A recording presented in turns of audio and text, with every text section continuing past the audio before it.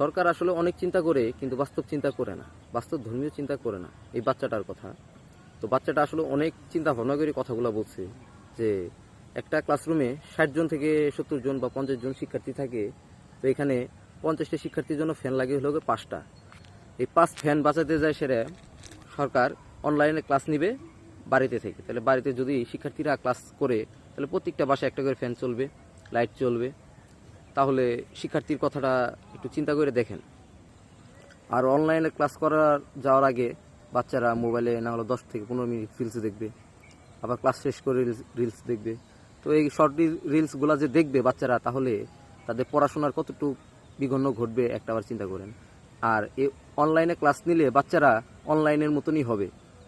শিক্ষা জাতির যদি মেরুদণ্ড হয় তাহলে এসব অনলাইনে ক্লাস না নিয়ে নেওয়াটাই ভালো।